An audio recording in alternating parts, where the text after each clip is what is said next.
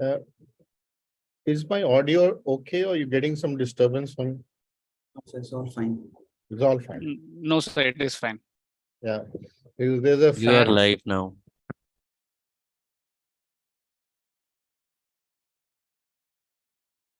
Good evening, doctors. I am Manit Mandal, Marketing Head of Inspire Team on behalf of Lupin Limited.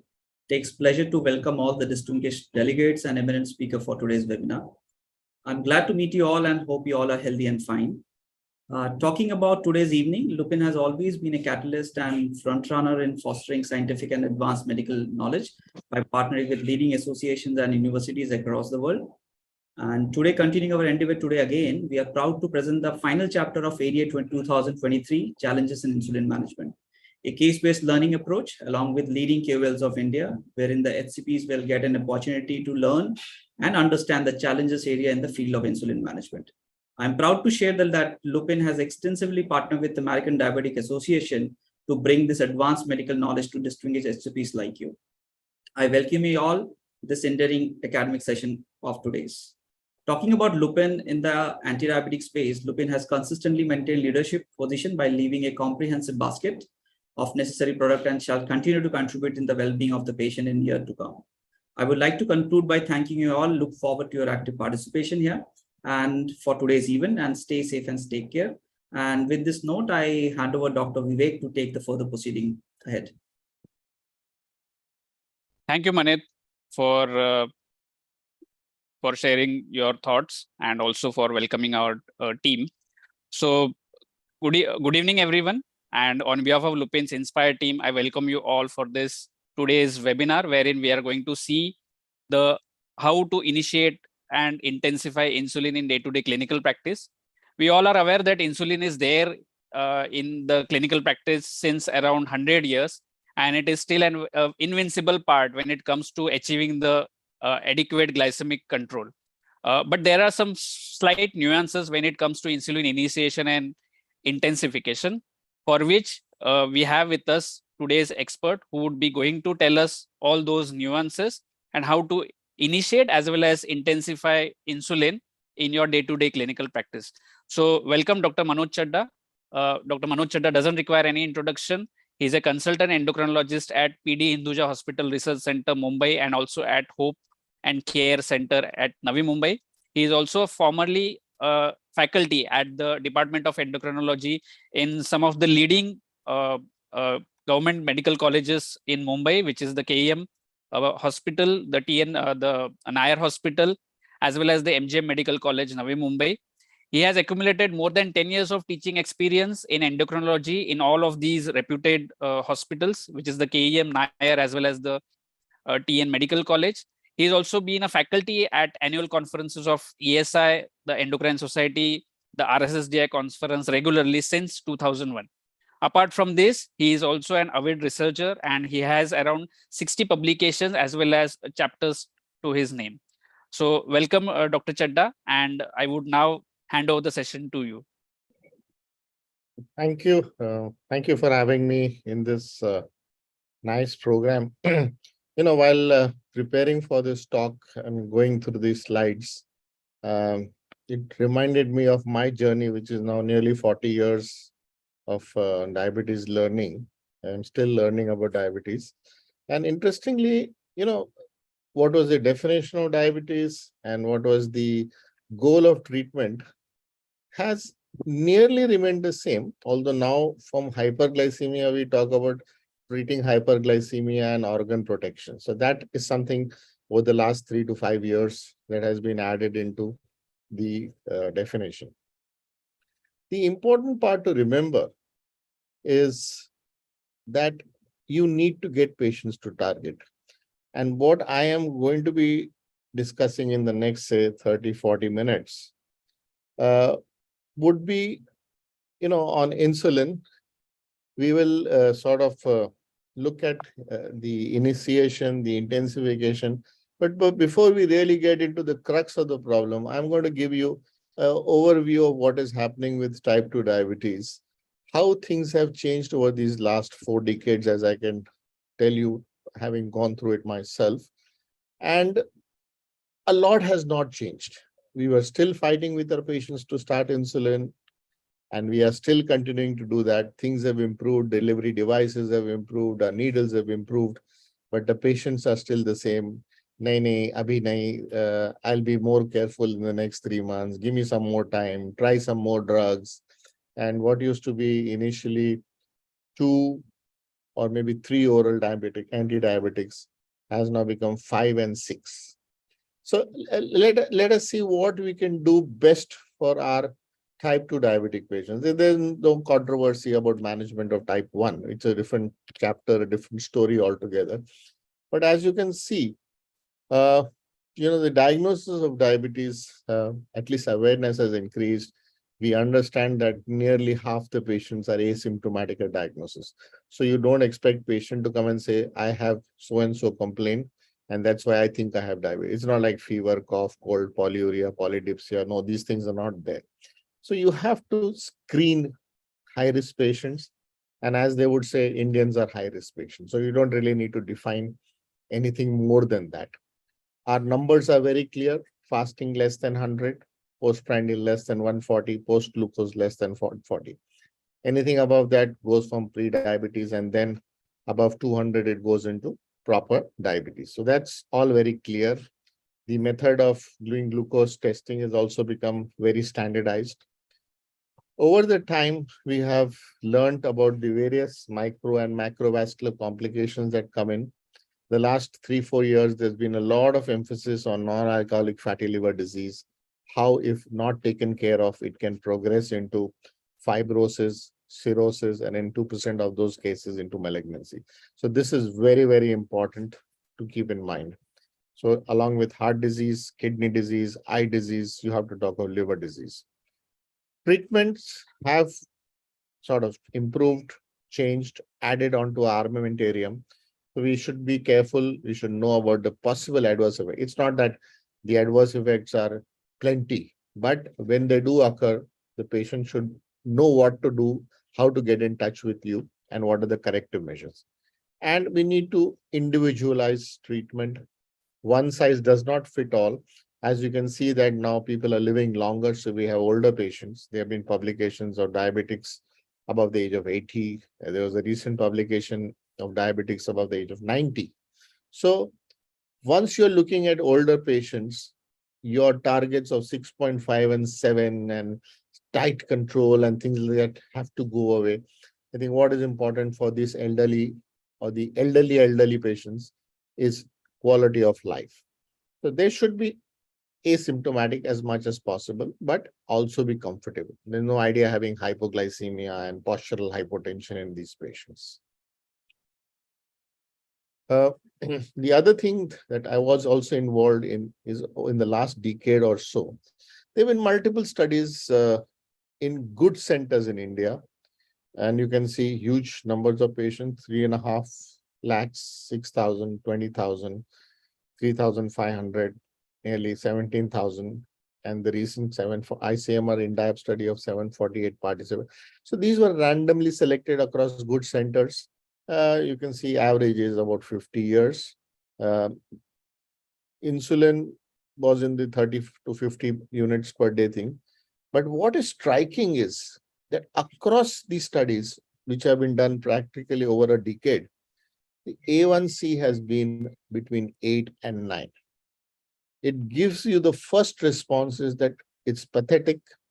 We don't know how to treat diabetes. I don't know what we've been doing in the last 4 decades. But please understand that these are numbers that you are seeing on treatment when they started with 11, 12, and 13%. And I always tell my colleagues when I'm taking such a lecture, we are not where we would like to be, but then we are not where we had started. So we have definitely improved over the years, and our patients are doing much better. And let me tell you, it's not that Indian doctors don't know how to treat diabetes and our patients are bad. Even if you look at the best countries in the world with good medical aid, everything taken care of by insurance, they may be a little better than this, but they're nowhere near target. So keep that in mind, that even a little reduction, 1 to 2%, as I'll show you in one of my subsequent slides, we do a good job in reducing micro and macrovascular complications. As I said, the end part is hyperglycemia correction and end organ protection. So the summary of this last slide is that we are having our patients at an average at 9%. We need to go down by at least another 2%. And I hope in the next few years, we are able to do this. We are very clear that anything above 7% is associated with increase in micro and macrovascular complications. However, even a 1% reduction brings about good benefit in terms of reducing micro and macrovascular complications. And as I mentioned, our Bible or Gita or Quran or whatever holy book that you follow comes from UKPDS, Kumamoto, and DCCT, very clearly showing 2% reduction in these two studies and 1% reduction in this study, how the microvascular complication goes down by 60-70%, neuropathy by 60%, UKPDS about 30%.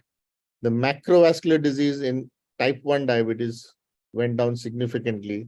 We had a problem with UKPDS, but when the follow-up 20-year study of UKPDS was done, it was very clear that there also a significant reduction in myocardial infarction, mortality, and all macrovascular complications was done.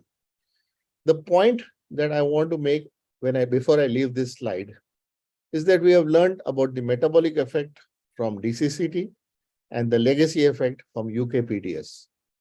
In the beginning, when the patient is otherwise asymptomatic, go aggressive, get them under control rapidly, and this intensive control keeps them good for the next 20-25 years. So very clear that as compared to conventional therapy, intensive therapy reduces complications, reduces both micro and macrovascular complications, reduces mortality. And it's not shown here, but you know from ACCORD that if you delay your aggressive treatment, your intensive treatment, and the patient starts developing comorbidities like heart disease, kidney disease, then intensive control later in the day actually increases mortality, and we should not be aiming for that. So remember this, early care, go intensive. If you have missed the bus, then go for an average control. We know that type 2 diabetes is a progressive disorder. And by the time we make a diagnosis of type 2 diabetes in our patients, they have already lost about 50% of their beta cell function. And then if we don't go aggressive, there is a downhill course. The beta cell function goes on decreasing. And the opposite, or if we were to construct this line backwards, we know that these patients are in a pre-diabetic silent phase, which could be anything between 6 to 9 years on an average. So that is why in a population like ours, we need to be very vigilant. We need to be looking for type 2 diabetes, and the screening, which was advised at 35, came down to 30, and now probably it's 25 plus. So we must advise regular screening for our population. And once you have our patients, we need to be aggressive. So that was the first part of my talk, to tell you the importance of good glucose control. The second part would look at what are the options. And obviously, since this talk is on insulin, I will be focusing on insulin as a management of type 2 diabetes.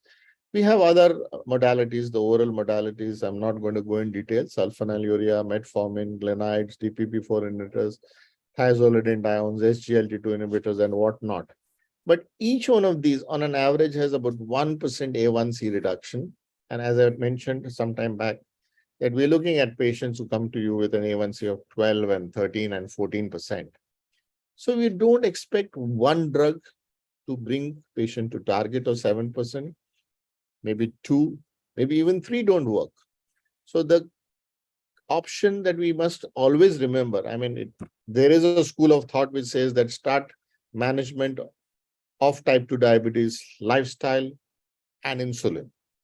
give rest to the beta cells, and then let them get on with oral anti-diabetics if necessary. There are a couple of studies from Far East which have actually shown a good remission by using insulin at the beginning. So remember that A1C reduction with insulin is actually infinite. 2%, 3%, 4%. You don't have a limiting factor there. In addition, this is Dr. Kamlesh Kunti's study last decade. But, across multiple countries, they have looked at the proportion of patients who are on insulin, but they were started, as I was talking in India, they are also initiating insulin at 8.9% on an average. Pre-insulin duration was between 6 and 11.5 years. So we're not very different from the developed world, but we are, as I said, learning, and we hope to do even better in the coming years. So this inertia is something which is very well defined. The inertia is there with physicians, or like we say, insulin resistance at the physician level. The inertia is there with patients. And there are always well-wishers and friends around who will tell you what are the adverse effects of insulin and how so-and-so started insulin and his eyes got spoiled or his kidneys got spoiled or he lost his legs. So please, we have to spend time with our patients. If we don't have time, we need to have a support system to talk to patients and tell them the benefits of insulin. I think one of the mistakes a large number of physicians make is to use insulin as a threat. I mean, so often when we talk to children, we say, if you don't do this, I'm going to beat you, or I'm going to take away your toy, or you will not get your favorite candy. Please don't use that with your patients. We are dealing with adults out here, and they should not feel that they are failures, that they have made a mistake. There may be times when you actually want to do it, but still, as far as possible, insulin should not be used as a threat. We know that type 2 diabetes is a progressive disorder, and there may be a time in the life of a type 2 diabetic where they need insulin. So as I mentioned, it's a progressive disorder, so we should be aware. And one of the things we can do once in a while in the early visits is tell them that this is what happens and there is a possibility of taking insulin for a while and then restoring beta cell function and getting them off the insulin. So often patients come to me that for so-and-so you started insulin and now you stopped it. And I'm on insulin for the last 20 years, please help me also. So type 2 diabetes is not a single disease. There are multiple variations, presentations, durations, weight. So each one has to be treated as an individual, but everyone needs a empathetic hearing and make them feel that they're important as patients or as a person in your clinic. So we understand that when you start insulin early, one is you give some rest, you give some protection to beta cells, you improve their function. So earlier on, we used to say beta cell apoptosis. Now we don't use the word beta cell apoptosis. We just say that they're dysfunctional. They are lying there quietly. You improve the milieu and you'll find that the same beta cells start functioning again. And since you're not using multiple oral antidiabetics, you reduce the risk of hypoglycemia, you reduce the risk of weight gain also. So starting insulin at the right time can help get your patients to a target much earlier than playing around with multiple oral antidiabetics. And it has been shown time and again that adding third and fourth and fifth oral antidiabetic doesn't help to that same extent, which I showed you in the first, the slide showing that 1% reduction with each oral antidiabetic. Doesn't mean that with four oral antidiabetics, you'll have 4% reduction. It may be around 2% or so. So what are the options? Let's look at this slide in a little detail. When to initiate insulin therapy?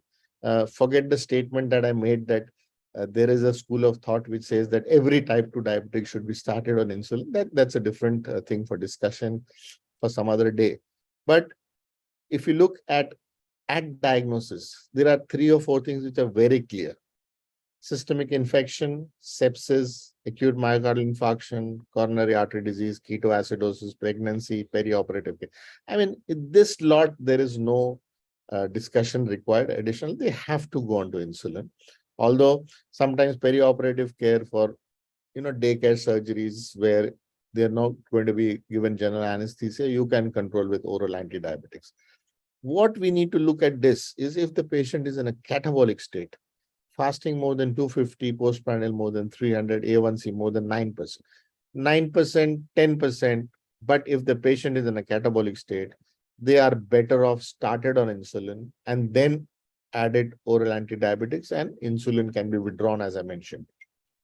The second lot, which I said, I mean, a repetition of the first lot, again, even during the course of oral management of type 2 diabetes, they may need to give insulin. And again, repeating, infections, sepsis, myocardial infarction, unstable angina, diabetic ketoacidosis, hyperosmolar, non-ketotic coma, pregnancy, and diabetic kidney disease. You have to put these patients on insulin.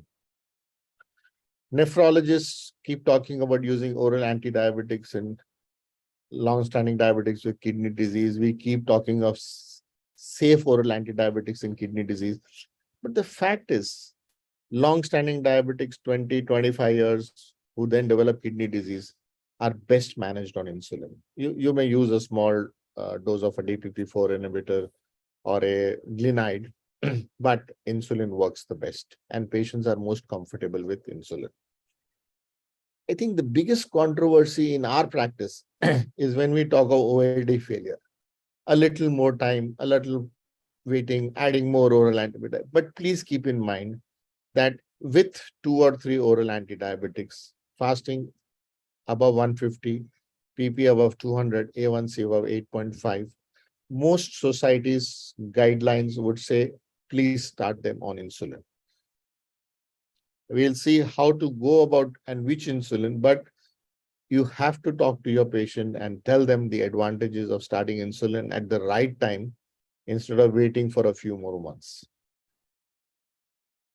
In terms of choice of therapy, I'm not going to go into the details about each insulin, but I think what is most popular is basal insulin, and the other option is adding or starting with bolus insulin, which is more often in type 1 diabetics or diabetics who have hospitalized for infections or surgery and things like that. I think the other thing which is very popular in our country is premixed insulins, and they are here to stay. There's no denying that, although they are not physiological, but they do a good job. Basal insulin, as I said, is probably what is most physiological. Most guidelines say start with basal insulin because they say that when you fix the fasting and the preprandial glucose values, then most part of the day remains under control, and it becomes easier to take care of the postprandial glucose values. In terms of basal insulin, you have the good old NPH, which we've been using for maybe 6 decades. And now you have the longer acting insulin analogs. You've got Glargine U100, Glargine U300, Detamir, Degludec U100. Abroad, you have Degludec U200 also, and you may be seeing this in India also in the near future. Okay, so now to the crux of the talk. What do guidelines say in terms of insulin initiation? 2023, I mean, the AD and the ESD come out with additional guidelines every year, but really there is not much to change. We know they say that if patients have ASCVD or kidney disease, start with an SGLT2 inhibitor or a GLP-1 receptor analog, and then they work right ways in terms of weight issues, cost issues. But the important thing is that if patients are not at target within a reasonable time between 3 and 6 months, then you need to add basal insulin. Whether you start with an analog or NPH, it is your personal choice. It is the patient's pocket. Because remember that in India, most of our patients have to pay for their medicines out of pocket. Very few have corporate backings or insurance. Let me go to the next slide to explain to you how we can go about. So whether we are looking at ACE 2022, ADA 2023, The important thing is if you're going to start at insulin basal, A1C is less than 8, you can start with 0.1 to 0.2 units per kg body weight. If it's more than 8, you can start 0.2 to 0.3 units per kg body weight. What I would suggest to make things simpler, because these numbers look the same to me, either 0.2 unit per kg body weight, or you could start with a fixed dose of 10 units. And let me tell you, uh, in a routine case who has been hyperglycemic for months together, there is no hurry that in the next 4 days he should be at normal glucose values, and in the next 6 weeks his A1C should be normal. So let's go slow so that the patient gets used to the changes in the body. They actually feel very good, and the risk of hypoglycemia and weight gain also remains under control. The important thing is, once you have started insulin, you may call your patients after 1 week, after 3 weeks, after 6 weeks, depending upon where the patient stays and how busy your practice is. And that is why you have to make them a part of the management. There is no idea saying, take this, come back to me, because I see our family physicians, they give you medicine for today and say, okay, come tomorrow morning and show me again. Come after 3 days and show me again. Please don't encourage that. Let them be a part of the management so that they understand what they are doing. So once we have initiated the basal insulin, then you have to teach them to titrate. It could be every 3 days. It could be every 7 days. Again, there is no hurry, because if there is a hurry, then the patient needs to be hospitalized and put on basal bolus or only bolus. You can show them different ways of titrating, 4 units, 2 units, 1 unit. But I feel the best thing is to tell them that if the fasting is more than 110, then increase by 2 units. Again, no confusion, no complications. And it has been shown in multiple studies that whether they follow this complicated regime of 4 and 2 and 1, or just 2 every time, within a few weeks, both the set of patients reach target. And obviously, this fixed regime is easier to follow, and the patient feels nice that he's in control. If in the meantime there is hypoglycemia, they need to immediately have a snack, carbohydrate rich. And if everything else was normal in terms of their activity and food intake, then they need to reduce their insulin dosage. If it's less than 70 or so, you reduce by about 20% or so. But if it's gone to severe hypoglycemia, then you may even need to go down by 40%. So the physician would be involved in decision making, but up till here, it has to be physician directed, and patient should be doing the changes. The RSSDI last year sort of again re-emphasized what I've just spoken 2 minutes ago. Either start with a fixed dose or per kg body weight. I repeat, the best thing is to start with a fixed dose and not confuse the patient. And in terms of adjusting also, they have sort of replicated the ACE 2022 guidelines. And whether it's a fixed regime, of adding 2 units every time the fasting is more than 110. I normally tell my patients to do 2 or 3 readings in 1 week, take an average, because there's no idea reacting to every glucose test that they do.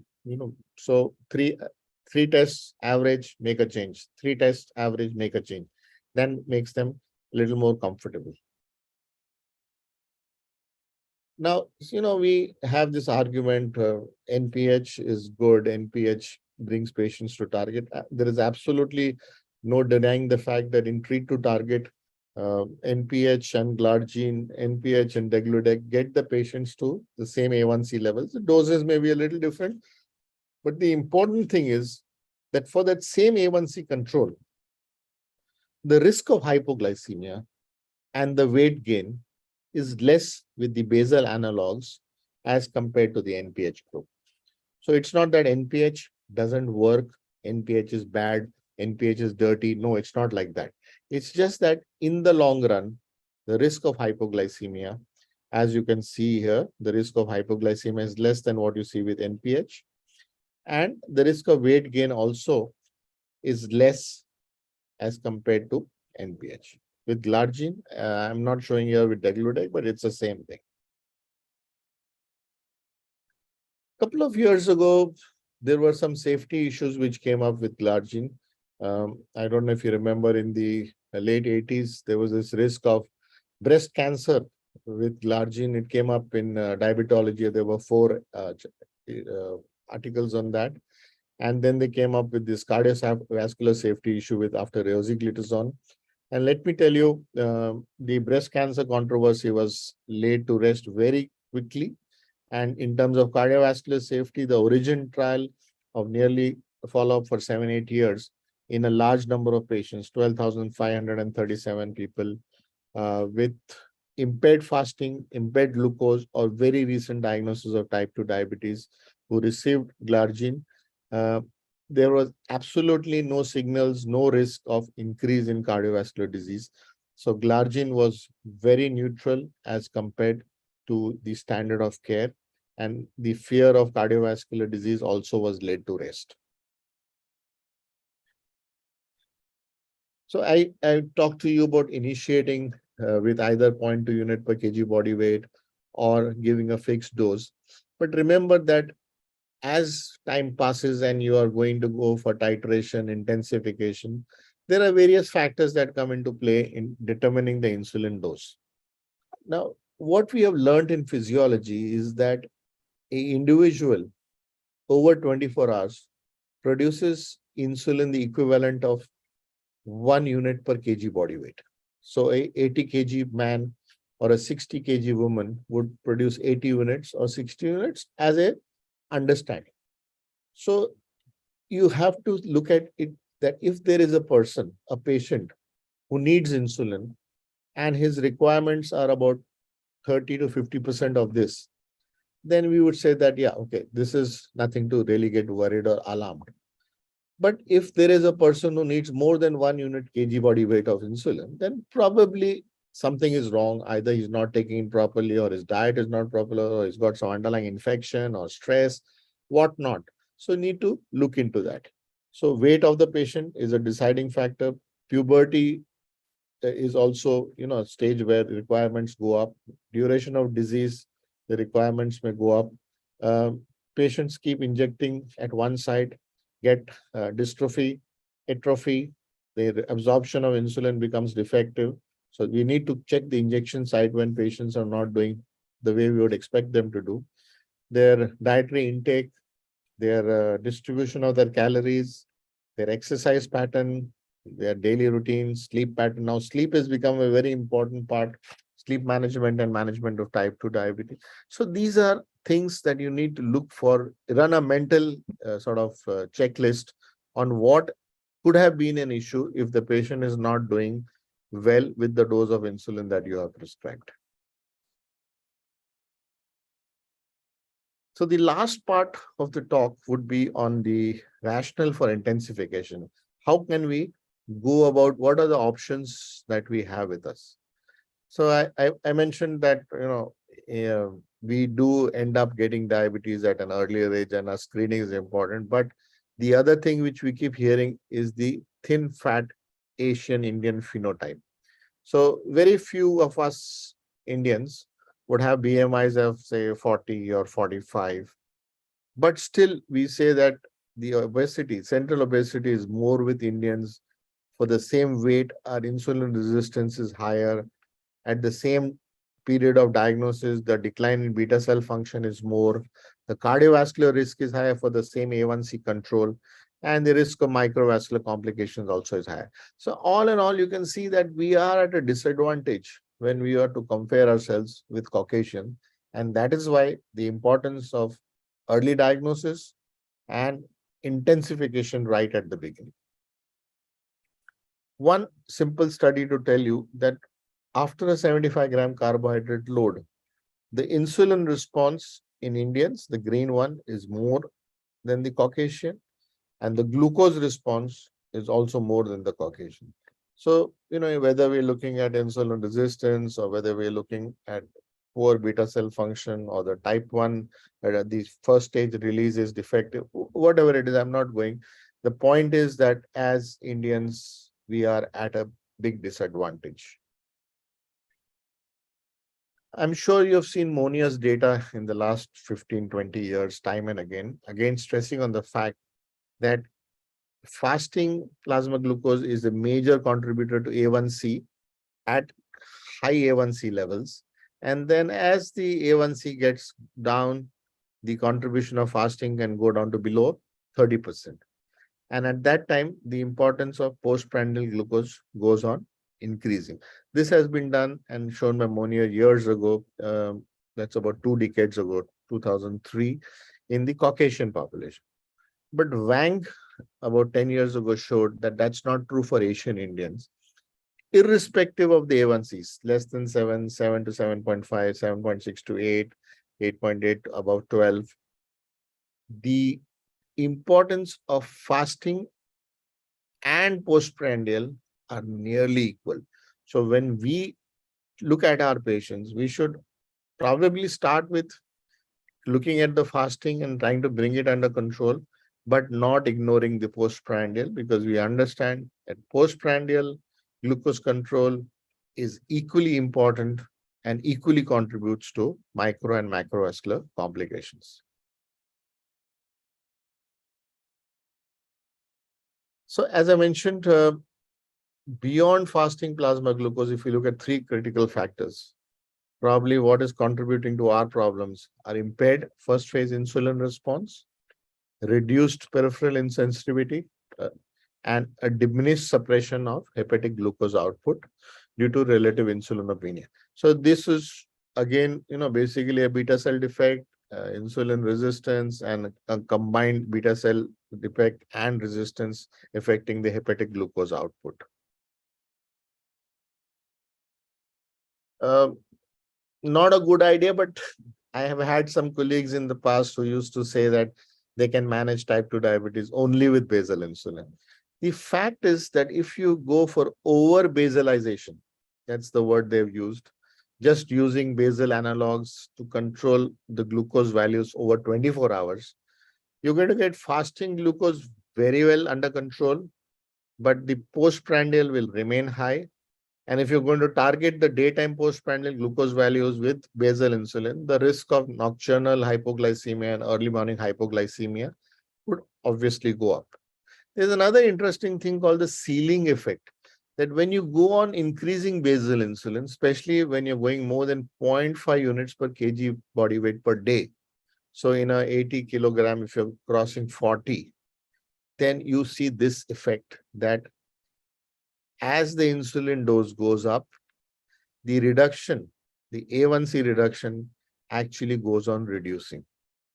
So you are really not gaining much after, say, about 0.5 units per kg body weight. And you need to keep this ceiling effect in mind with the risk of hypoglycemia at night or early morning. So we've been taught basal plus, basal bolus when you need to take care of the postprandial hyperglycemia. So by using boluses, you're taking care of the postprandial glycemic excursions. So you're bringing the A1C down, you're reducing the hepatic glucose output, you are, taking care of the micro and the macrovascular complications. So this approach, that means the basal and the boluses with the meal, closely mimics what a normal person would be doing depending upon the caloric intake. But again, basal plus bolus or basal plus prandial insulins can be complex. So what are the options that we can give to our patients? So one is what is standard, the basal, and then bolus to cover up the postprandial. Sometimes maybe 1, 2, 3 and a little dose in the evening also. But what has been seen is that if we were to give basal and a plus, that means one bolus with the major meal, could be breakfast, it could be lunch, or it could be dinner. So basal plus takes care of nearly half our type 2 diabetic patients who have gone into failure and need insulin.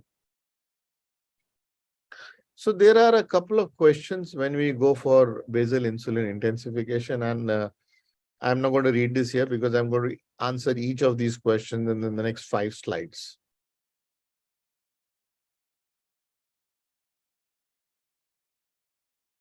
Do all patients with type 2 diabetes on basal insulin need one or more prandial insulin even if basal insulin is titrated properly? Well, the answer is nearly 40% of patients can actually be controlled on basal insulin alone if you do it the right way. Uh, Obviously, you need to look at lifestyle modifications also. In countries like India, where carbohydrate load is much higher than the recommended 50%, it can go up to 70, 75%. Prandial insulin could still be needed, and using prandial insulin as a plus dose can help in a lot of these patients. And available evidence suggests that adequate basal up titration to mitigate the need for prandial insulins, at least if the carbohydrate load can be adjusted. So if we can adjust the carbohydrate load, we can still, get the patient only on basal insulin. But with our diet, our style of eating at late hours, probably the basal plus is what we need. The second question was, should every type 2 diabetic patient requiring basal insulin intensification be initiated directly on basal bolus, or can we go stepwise prandial increase in dose of insulin? So multiple studies have showed that a majority of patients do not require all 3 doses. As I said, it could be 1 or it could be 2 prandial doses. Proportion of patients requiring all 3 prandials is between 13 and 44%. In terms of efficacy, solely on the strength of the evidence from these studies, it can be summarily concluded that the stepwise intensification approach is almost similar to the basal bolus strategy. So again, making life simpler and easier and giving our patients a chance to take care of their diet, their lifestyle, and reduce the number of pricks that they have to take. So this stepwise intensification is something that we can follow in practice. But then the question is, how do we identify the meal for the bolus? Should it be only breakfast in all patients? Should it be lunch? Should it be dinner? So there are multiple studies. Opal study has shown that using the bolus at breakfast was equally effective in improving A1C as compared to using it as the main meal perceived by the patient. So it could be breakfast or lunch or dinner. Autonomy study again said the sequential addition of prandial glulysin beginning from the first meal, so starting with breakfast and then going to lunch and then going to dinner was effective in more than 50% of our patients. It's been very well shown that the highest post-glycemic excursion actually happens with breakfast. So again, emphasizing that you could go with a basal and a breakfast dose and still get your patients to target in about 50% cases. On the strength of these evidences, it may be summarized that patients who consume breakfast should be started with the first prandial dose of injection. Yes, we have in Mumbai at least people who have the first large meal at 10:30 and then leave for the day and then come back home at 7:38 and have a meal. So they could be started with whatever they call it, breakfast, lunch, brunch, and let them go to work. So if breakfast is totally skipped, then maybe with lunch or the evening meal. The next question is, can patient-driven titration algorithm be as effective as physician-driven algorithms? I have time and again emphasized that patients should be a part of management of type 2 diabetes or even type 1 diabetes. And whether we go with a fixed formula or whether we go with an increase of 2 units every time the patient is not at target, the results are equally good. The autonomy study, the Eleanor and the START study have shown simple algorithms get patients to target just like the complicated algorithms. So KISS principle, keep it simple, stupid. So you follow the KISS principle, patients will do well and the compliance will definitely improve. Please don't bother about going through all this because this is practically my second last slide. But again, emphasizing what I have just mentioned, ADA 2020, ADA 2023, ACE 2020, ACE 2022, RSSDI 19 and RSSDI 2022, that please initiate with insulin at the right time, whether you give a fixed 10 unit or a kg body weight is your choice. You can intensify once the patient has been on basal about 0.5 units per kg body weight, whether you go for intensification with a basal plus, +2, basal bolus, it really doesn't matter. Patient's compliance, patient's comfort, and patient's targets are what we need to think about. So at the end, I think all the audience really like to see the last slide because they know they've heard enough from the speaker. Importance of understanding that type 2 diabetes is a progressive disorder. Our patients are living much longer, 25, 30, 35, 40 years.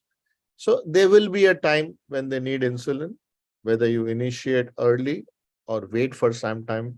But remember that early initiation with basal insulin or pre-mixed insulin is the right way forward.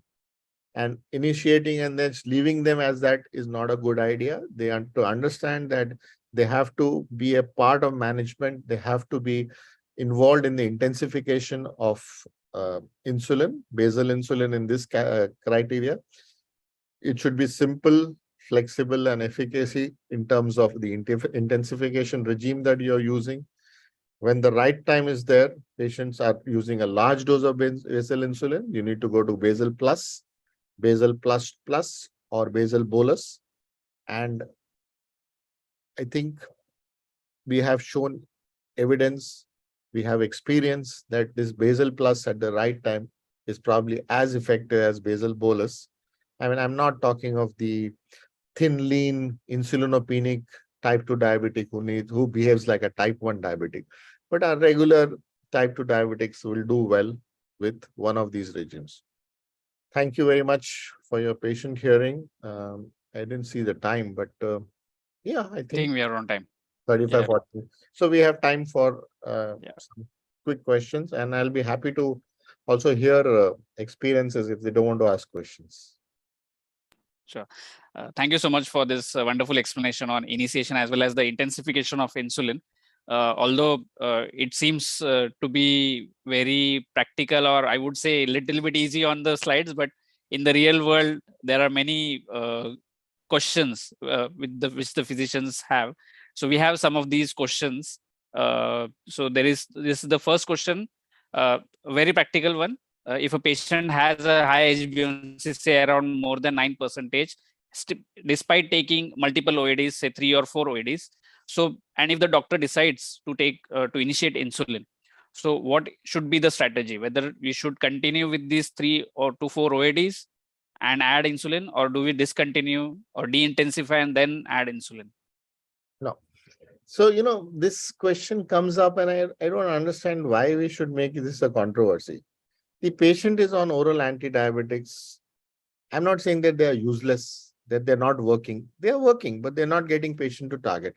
So let the oral anti-diabetics be as it is. Start the basal insulin, review, say in 2 weeks, 3 weeks. And as the patient gets to target, start knocking off the secretagogues. You don't need to adjust the metformin or the DPP4 or the SGLT2 inhibitor, whatever the patient is taking.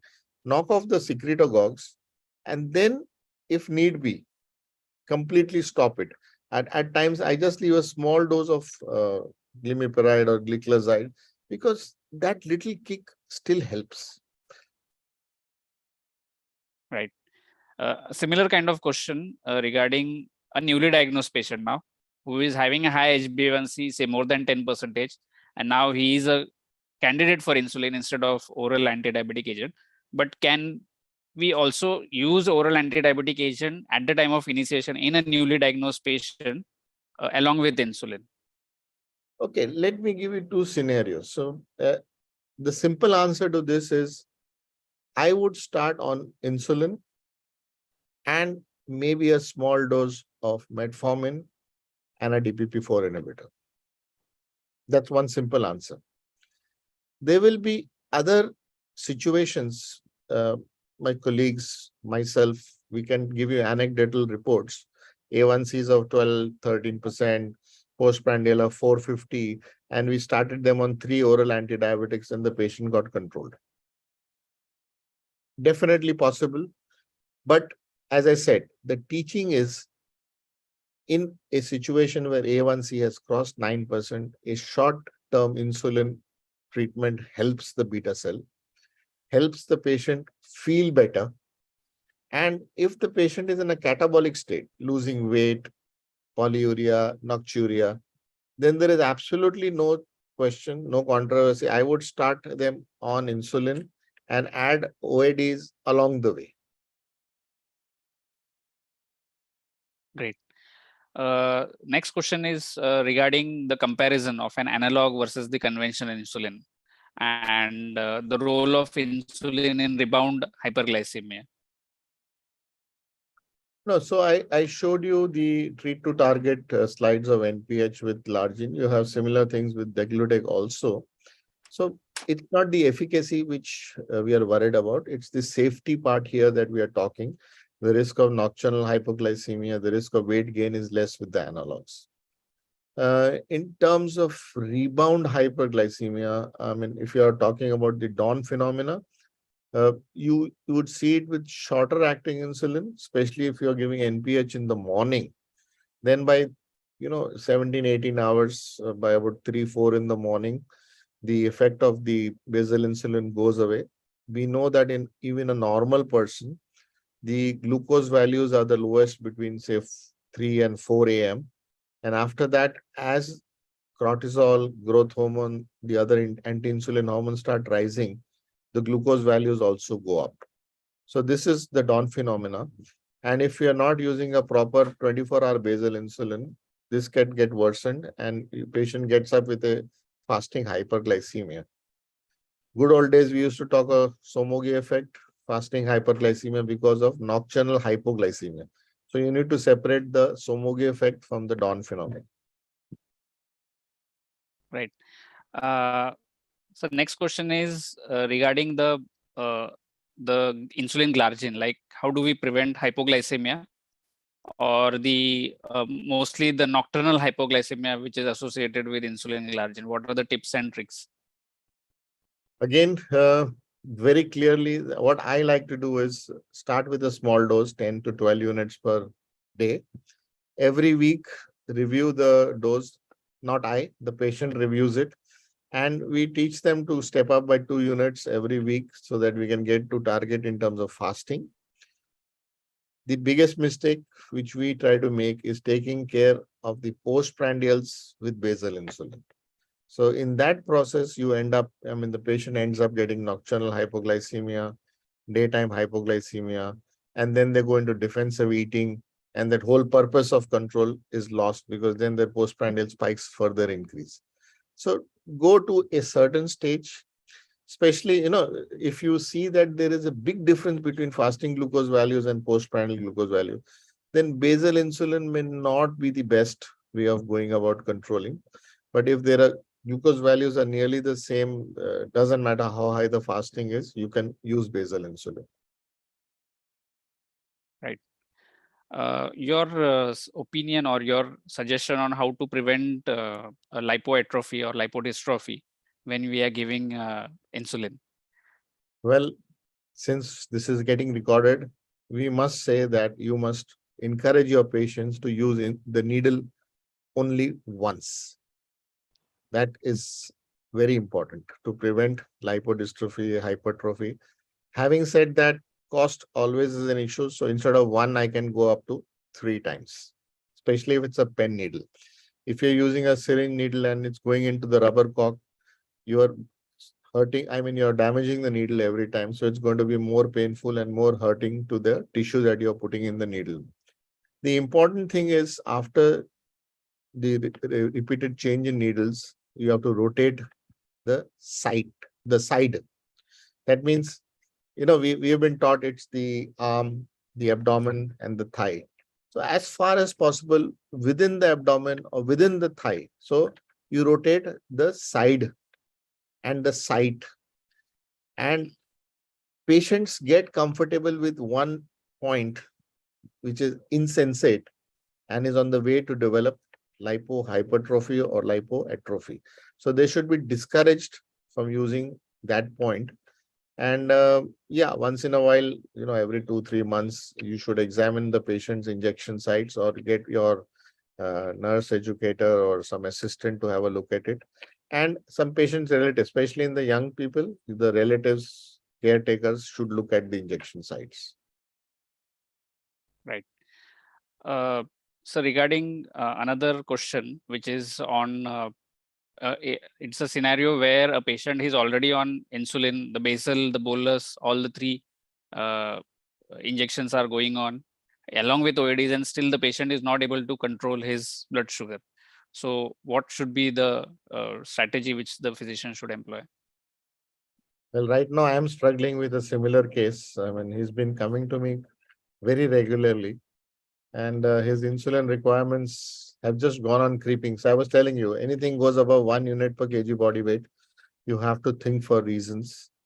And so if you are sure that the patient is taking the dose properly, because don't be surprised, there are sometimes patients who take the U40 insulin in the U100 syringe. So that means they're taking less than half the dose that you've actually written. They may be,